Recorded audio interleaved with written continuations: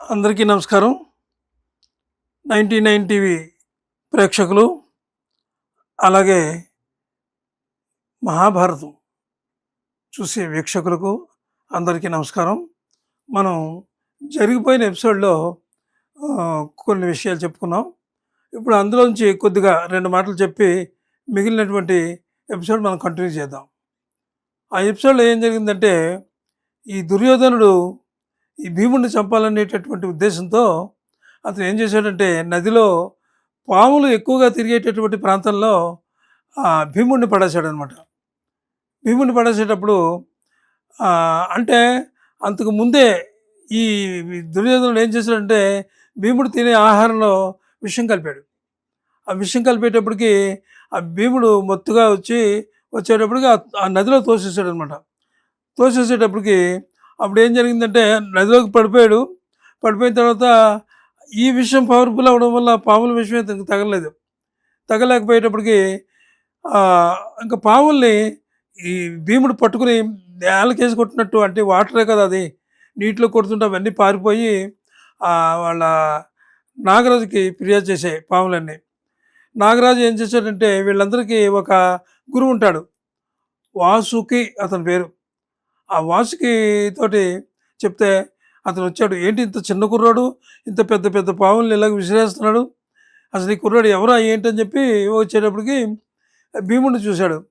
భీముడు ముత్తాతో ఒక ఆయన ఉన్నాడు, ఆయన పాములకి మహారాజు. ఆయన వచ్చాడు. ఆయన వచ్చి చూసి, అరే ఈ పిల్లవాడు నా మునిమనుడు అని చెప్పాడు. అయ్యో అలాగా అని చెప్పి తీసుకెళ్ళి సకల మర్యాదలతో ఆ భీముడిని నాగలోకానికి తీసుకెళ్ళి మంచి మర్యాదలు చేసి, అక్కడ మర్యాదలు అన్నీ అయిన తర్వాత ఒక శక్తి ఇచ్చాడు అనమాట నాగరాజు కాదు, ఆయన వాసుకి. ఆ శక్తి ఏమిటంటే 1000 ఏనుగుల బలం ఉంటుందట ఆ శక్తిలో. అంటే ఒక రసం లాంటిది, ఒక అదే తాగేటందుకు ఏదో ఇచ్చాడు, అది తాగమని ద్రవం. ఆ ద్రవం ఇచ్చేటప్పటికి భీముడు గట్టుగడ తాగేశాడు. అది తాగేసేటప్పుడు భీముడికి 1000 ఏనుగుల బలం వచ్చిందట. సరే నాయన, నువ్వు ఎక్కడైతే నిన్ను పడేశారో అక్కడికే తీసుకెళ్ళి నేను అప్పచెప్తాను చెప్పి తీసుకొచ్చి ఆ వాసుకి ఆ సర్పాల మహారాజు అప్పచెప్పేటప్పటికి పైకి వచ్చాడు భీముడు. మామూలుగానే గట్టెక్కాడు. ఎక్కి ఇంటికి వెళ్ళిపోయాడు. ఇంటికి వెళ్ళి తల్లితోటి ఈ విషయం చెప్పాడు. అమ్మ జరిగింది ఇది, ఇదంతా చేశాడు, దుర్యోధనుడు ఇలా చేశాడు అని చెప్పాడు. ఈ విషయం కూడా చెప్పాడు, ఈ 1000 ఏనుగుల బలం గురించి ఇదన్నీ. అప్పుడు ఎలాగైనా సరే వాడిని బతకనే ఉన్నాను, కుర్రాడే భీముడు, పిల్లలే ఇంకా, ఎలాగైనా సరే వాడిని బతకనే ఉన్నాను, దుర్యోధనుడిని చంపేస్తాను, ఇప్పుడే చంపేస్తాను అని రకంగా చాలా ఉద్రేకంతో వెళ్ళిపోయాడు అనమాట. అప్పుడు ధర్మరాజు ఆపి, నాయన కంగారు పడకు, ఇప్పుడు కనుక నువ్వు వెళ్తే నీకు శక్తి ఉన్నదని అందరికీ తెలిసిపోతుంది, అంచేత నువ్వు వెళ్ళకుండా ఉండి చక్కగా ఉండు, దీన్ని శక్తి కావాల్సినప్పుడు నువ్వు ఉపయోగించుకుంది కానీ అని చెప్పి ధర్మరాజు ఆపుతాడు. ఆపిన తర్వాత ఇక ఆగిపోతాడనమాట. ఇక అప్పుడేం జరుగుతుంది, దుర్యోధనుడు అసలు భీముడు బతికి రావడంతో ఆశ్చర్యపోతాడట. ఆశ్చర్యపోయి భయకంపితుడైపోతాడట. ఇంక భీముడు బతికితే ఇంకేముంది మనకి, వాడు బతికొచ్చాడు ఎలాగా అని అనేక రకాలుగా ఆలోచిస్తున్నాడట. అయితే ఇది ఇలాగుండగా పాండవులు కౌరవులు అందరూ కలిసి అక్కడ అంటే విద్యలు నేర్చుకోవడానికి ఒక గురువు దగ్గరికి వెళ్ళారు వీళ్ళంతాను.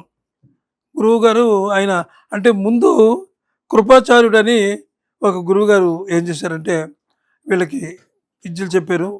ఆయన చెప్పిన తర్వాత ఆ తర్వాత వీరికి ద్రోణుడు అంటే ద్రోణుడు అనగా ఒక సకల శాస్త్ర విద్య పారంగతుడు, అనేక గొప్ప, ఆయన గురించి చాలామంది చెప్పాలంటే మన తర్వాత ఎపిసోడ్లో మనం దాని గురించి చెప్పుకుందాం. అయితే అందరికీ ఎవరికే విలువ చేస్తుంటే వాళ్ళకి అన్నికి చెప్తున్నాడు, అంటే పాఠాలకి చెప్తున్నాడు. ఇక్కడ విద్య చెప్పడం అంటే ఆ రోజుల్లో పుస్తకాలు పెట్టి అవి పెట్టి రాసుకునేది కాదు, బాణాలు వేయడం, ఎవరు ఎంత ఇలుగా ఇస్తున్నారో, ఎవరికి అంటే గురువు చూసి ఎవరు కొట్టగలుగుతున్నారో అనేటటువంటి విషయాలన్నీ కూడా ఆయన ద్రోణుడు చూసి, అందరిలోకెల్లా అర్జునుడు చాలా అద్భుతంగా బాణాలు వేయడం, చెప్పింది చేసినట్టు, మిగిలిన వాళ్ళు వేస్తుంటే 4 సార్లు 5 సార్లు వేసినా వాళ్ళకి రాకపోవడం. ఒక్కసారి చెప్తే చాలు అర్జునుడు గురి చూసి కొట్టేవాడట. అప్పుడు ద్రోణుడికి అర్జునుడి మీద చాలా అభిమానం పెరిగి అనేక విద్యలు అర్జునుడికి చెప్పాడనమాట. అదే ఆ సమయంలో ఒక యువరాజు కూడా అక్కడ విద్య నేర్చుకుంటున్నాడు. ఆ యువరాజు పేరు ద్రుపదుడు. ద్రుపదుడు ద్రుపదుడు అనేటటువంటి ఒక యువరాజు అక్కడ నేర్చుకుంటున్నాడు. అయితే ద్రోణుడికి ద్రుపదుడికి చాలా స్నేహం, చాలా మిక్కిలి స్నేహం అన్నమాట బాగా. అయితే వాళ్ళిద్దరూ కూడా మనం ఎప్పుడు విడిపోకూడదని చేతిలో చేసి ప్రమాణాలు చేసుకున్నారు. ఎవరు? ద్రోణుడు, ద్రుపదుడు. సరే ఎవడో వీళ్ళకి వాళ్ళు వెళ్ళిపోయారు. అయిపోయిన తర్వాత ఇక ద్రోణుడు పాపం సకల విద్యా పారంగతుడే కానీ ఆర్థికంగా ఆయన దగ్గర ఏమీ లేదు. చాలా పేదవాడు అనమాట. ఆయన కొడుకు అశ్వత్థామ చిన్న పిల్లవాడు అనమాట. అశ్వత్థామకి పాలు పట్టడానికి కూడా డబ్బులు లేక, ధనం లేక ఆ మేకపాలలో నీళ్లు కలిపి పట్టేవాడట. అంత దుస్థితి, అంత నరకం అనుభవించాడట ఆయన ద్రోణుడు. అప్పుడు బాల్య స్నేహితుడు ద్రుపదుడు గుర్తొచ్చాడు. ద్రుపదుడు వాళ్ళ రాజ్యంలో అంటే ఇక్కడి నుంచి యువరాజుగా వెళ్ళాడు కదా, రాజ్యంలో ఆయనే రాజు అయ్యాడు ద్రుపదుడు. అంటే రాజు కదా, ఆయన చిన్ననాటి స్నేహం ఉంది. అంటే చిన్ననాటి కదా, అప్పటికప్పుడు స్నేహం అయినా మిక్కిలి ప్రాణమిత్రులు కాబట్టి ఆయన ఏం చేశాడంటే ద్రోణుడు ద్రుపదుడు దగ్గరికి వెళ్ళాడు. వెళ్ళి తన యొక్క దుస్థితి అంటే ఇంకా వెళ్ళి సమీపించలేదు కూడా. వెళ్ళి ఇంకా మహారాజుని సమీపించలేదు, ద్రుపదుడిని సమీపించలేదు. సమీపించకుండానే అక్కడ ఆపేశారు భటులు ద్రోణుడిని. అప్పుడు వాళ్ళు భటులు తీసుకొస్తే ఇలాగ ద్రోణుడు చెప్పాడు, మహారాజా అప్పుడు మీరు మనం అందరం కలిసి మీకు నేను విద్య నేర్పాను. అప్పుడు మీకు నాకు స్నేహం జీవితాంతం విడిపోకూడదని చెప్పి మనం అనుకున్నాం. ఈరోజు నేను చాలా కష్టాల్లో ఉన్నాను, ఆర్థికంగా చాలా ఇబ్బందుల్లో ఉన్నాను, మీరేమైనా సహాయం చేస్తారేమో అని వచ్చానని చెప్పి చాలా దీనంగా అడిగాడట ద్రోణుడు. ద్రోణుడు ఎప్పుడైతే ఇలాగ మాట్లాడాడో ద్రుపదుడికి కోపం వచ్చింది. అంటే అతనికి కళ్ళు నెత్తికెక్కిపోయినాయి. అహంకారం, రాజుననేటటువంటి అహంకారం నెత్తికెక్కిపోయింది. ఇంకా ఇంక నువ్వు అంటే ఇంక ద్రోణుడిని ఎన్ని మాటలన్నాయో అన్నాడట అక్కడ. నువ్వు బికారివి, నువ్వు ఏమీ లేనివాడివి, నీకు అసలు నీకు ప్రవేశమే లేదు, నిన్ను ఎవరు రమ్మన్నారని చెప్పి నానా రకాలుగా అనేక విధాలుగా మాటలతో బాధించి మాటలతో పొడిచారు. ఈటిల్లా తగిలినట్టు ఒక్కొక్క మాట. అప్పుడు కళ్ళంట నీరు పెట్టుకుని ద్రౌపదుడు వెళ్ళిపోయాడు. వెళ్ళిపోయిన తర్వాత ఇక వెళ్ళిపోవడం ఇక నన్ను దుర్మార్గుడు ఇంత పని చేస్తాడా, ఇంత స్నేహంగా ఉండి కోటాను కోట్ల ఆస్తి ధనాగారం నిండా వాళ్ళు డబ్బు మూలుగుతూ ఉంటుంది, స్వాటి స్నేహితుడిని కొంచెం కూడా నాకు సహాయం చేయలేకపోయాడు అనేటటువంటి బాధతో వెనుతిరిగి ఆయన ద్రోణాచార్యుల వారు వెళ్ళిపోయారు.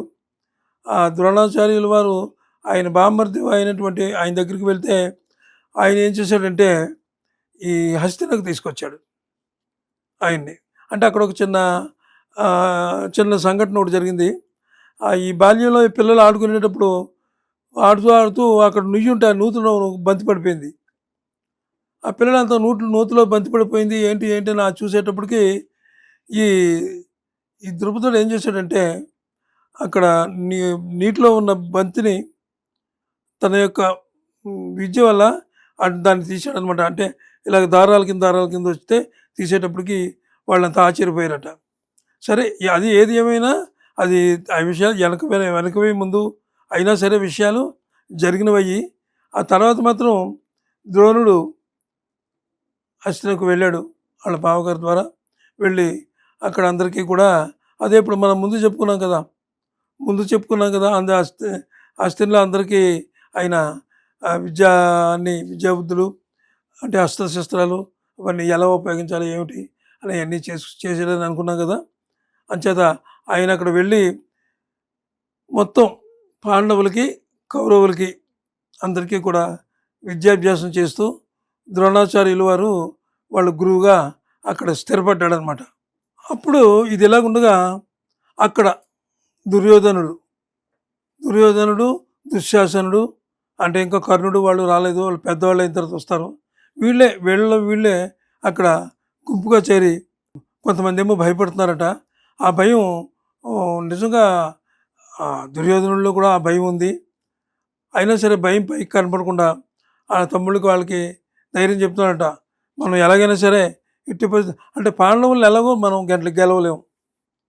పాండవుల యొక్క శక్తి ముందు మన శక్తి పనికిరాదు.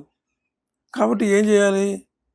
మాయోపాయంతో ఏదో కుట్ర పన్ని వాళ్ళకి తెలియకుండా వాళ్ళని చంపాలి.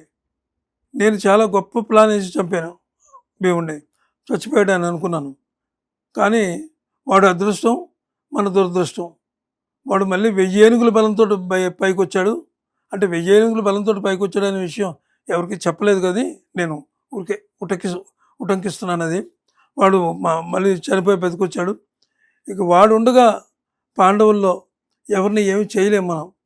కాబట్టి వీళ్ళు ఏదో రకంగా ఎవరిని చంపాలి అని మళ్ళీ ఆలోచించారట. ఎంత ఆలోచించినా సరే వాళ్ళ దృష్టి అంతా భీముడి మీదే ఉంది. అర్జునుడిని చంపాలంటే అర్జునుడిని చంపేయచ్చు అని అనుకుంటారు, కానీ అర్జునుడి ముందు ఎవరూ ఆగలేరు. అలాగే ధర్మరాజు కొంచెం మెతకిన వాడే, ధర్మం న్యాయం అంటాడు. అతన్ని ఎలాగైనా పట్టుకుని బంధించవచ్చు.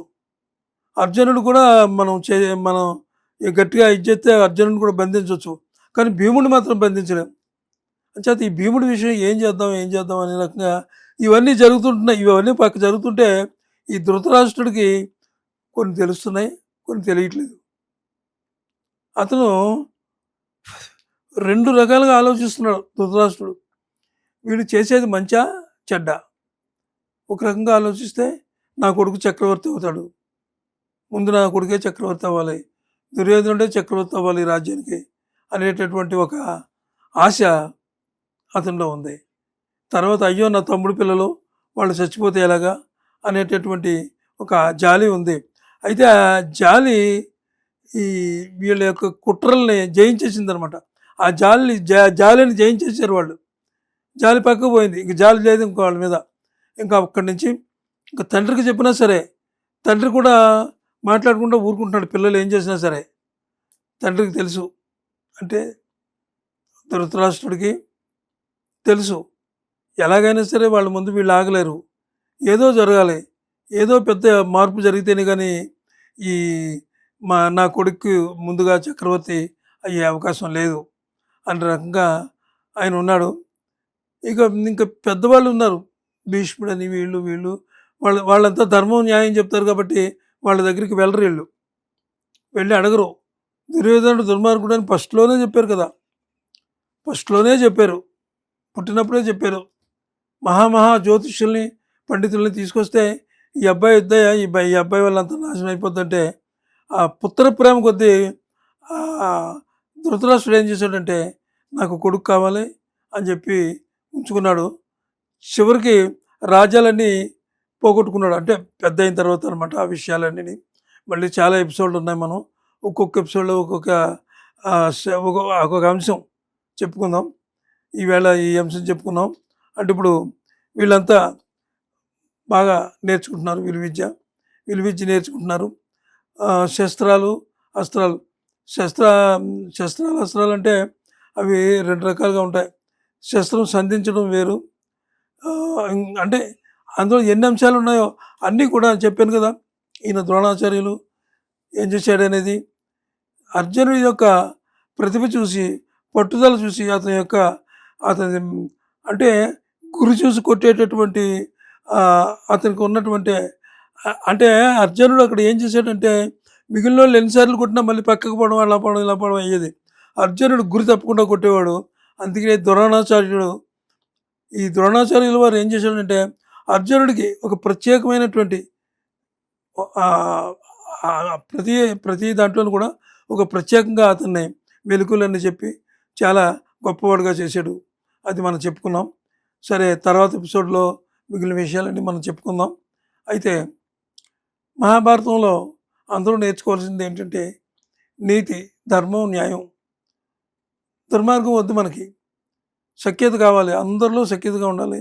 ఈ దుర్యోధనుడు చేసేటువంటి ఈ దుర్యోధనుడు వల్ల వచ్చినటువంటి చెడ్డ లక్షణాలన్నీ ఎవరు పట్టించుకోవద్దు. పాండవుల వైపు ఉన్నటువంటి వారు వాళ్ళు మంచి చెడ్డ. శ్రీకృష్ణ పరమాత్మ కూడా పాండవుల వైపు ఉన్నాడు. ఆయన ఎందుకున్నాడంటే ధర్మం న్యాయం నెలకొల్పడం కోసం శ్రీమన్నారాయణుడు శ్రీ మహావిష్ణువు ఆ అవతారం ఎత్తాడు. అంటే దుష్టుల్ని శిక్షించడం, శిష్టుల్ని రక్షించడం. అంటే దుర్మార్గం ఎక్కడుంటే అక్కడ వాళ్ళని ఆపడం కోసమే ఆయన మామూలుగా అవతరించాడు. ధర్మం ఎక్కడుంటే అక్కడ ఆయన ఉండాలని చెప్పి అనుకున్నాడు. అలాగే పాండవుల వైపు ఉన్నాడు. పాండవుల వైపు ఉన్నాడు. పాండవులు చుట్టాలు, బంధువులు అని కూడా. కానీ మరి దుర్యోధనుడు కూడా బంధువే కదా, దుర్యోధనుడు కూడా బావే అవుతాడు కదా మరి. కానీ దుర్యోధనుడు దుర్మార్గుడు, అంచేత ఆయన అటు వెళ్ళలేదు. అంచేత ఈ మహాభారతంలో మీరు నేర్చుకోవాల్సింది ఏంటంటే ధర్మం న్యాయం నేర్చుకోండి, అదే చివరికి ఉంటుంది. తర్వాత మీరందరూ బాగోవాలని 99 టీవీలో ఈ మహాభారతం కార్యక్రమాన్ని స్టార్ట్ చేసాం. మంచి ఆదరణ వస్తుంది. మీరు లింకప్గా చూడండి, ఒకదాని వెనకాల ఒకటి వస్తుంటే క్లియర్గా మీకు మహాభారతం అర్థమవుతుంది. ఒక ఎపిసోడ్ చూసిన తర్వాత మధ్యది మానేసి మళ్ళీ తర్వాత చూశారనుకోండి, అది అర్థం కాదు, పెద్ద కన్ఫ్యూజన్ అనమాట. అంచేత 99 టీవీలో 99 భక్తి టీవీ అని కొట్టండి యూట్యూబ్లో, కరెక్ట్గా అన్నీ వస్తాయి మీకు, వరుసగా మీరు చూడవచ్చు. మీరంతా బాగోవాలని మేము కోరుతున్నాం. సర్వే జన సుఖినో భవంతు. అందరికీ నమస్కారం, సెలవు.